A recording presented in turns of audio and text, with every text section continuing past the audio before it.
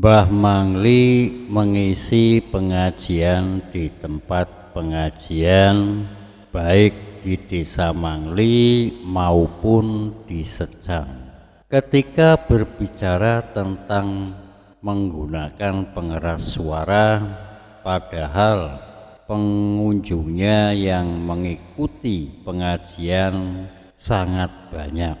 Mereka rela berdesak-desakan demi mendengarkan ceramah Sang Kiai Mbah Mangli. Meskipun Sang Kiai tidak menggunakan speaker dan meskipun jamaah mendengarkan dari tempat yang cukup jauh dari Mbah Mangli berceramah, mereka tetap mendengar suara Kiai dengan jelas. Dan itu diketahui secara umum oleh para hadirin dengan setia mendengarkan ceramah Mbah Mangli. Yang dibicarakan pun bermacam-macam.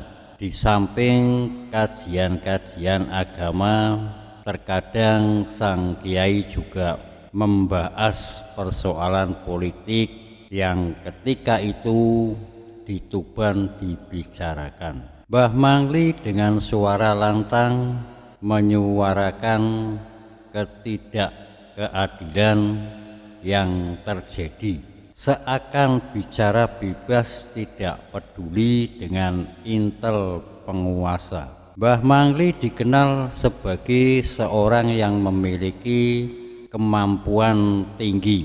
Misalnya, dia dapat mengetahui siapa tamu yang akan datang beserta maksud dan tujuan si tamu. Seorang tamu yang datang dari Klaten pernah berkunjung sekedar untuk meminta jeruk milik Mbah Mangli tanpa maksud lain. Begitu sang tamu sampai di kediaman Mbah Mangli, segera Mbah Mangli memetik buah jeruk yang ada di pekarangannya dan memberikannya kepada tamu yang datang dari Klaten tersebut sebelum sang tamu mengutarakan maksud dan kedatangannya.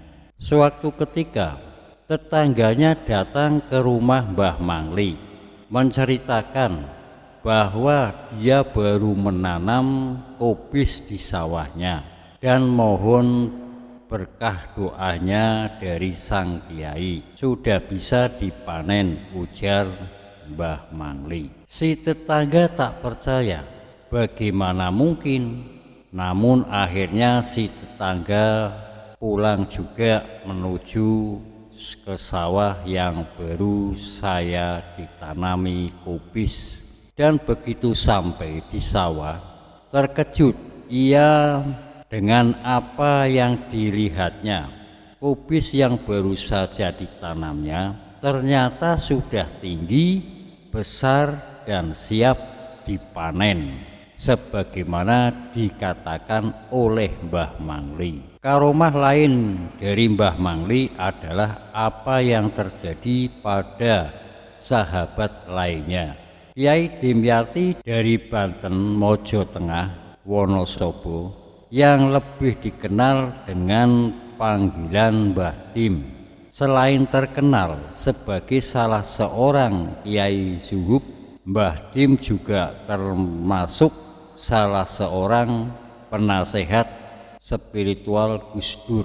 Bahkan ketika Gus Dur menjadi Presiden RI dan pada tanggal 31 Agustus 2000 berkunjung ke pesantren Al-Asyah Kalibeber asuhan Kiai Muntahab Al-Hadid. Gus Dur menyampaikan diri untuk sowan ke kediaman Mbah Dim itu walaupun tanpa direncanakan sebelumnya.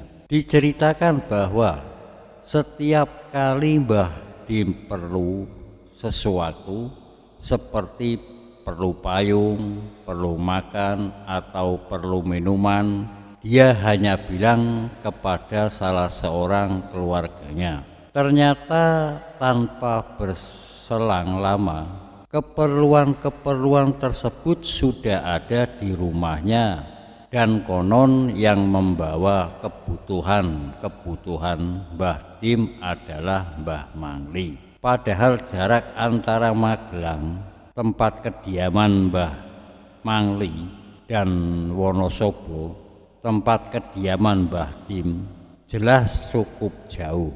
Bahkan itu, kisah-kisah sudah juga sering didengar secara luas oleh masyarakat. Bahkan hanya itu, kisah-kisah senada juga sering didengar secara luas oleh masyarakat mengenai karomah Mbah Mangli. Ketika dia wafat, ribuan pelayat datang dari berbagai penjuru kota hanya sekedar untuk menghormati kepergian sang kiai yang dikenal sebagai wali Allah tersebut. Kiranya cukup sekian dulu. Wassalamualaikum warahmatullahi wabarakatuh.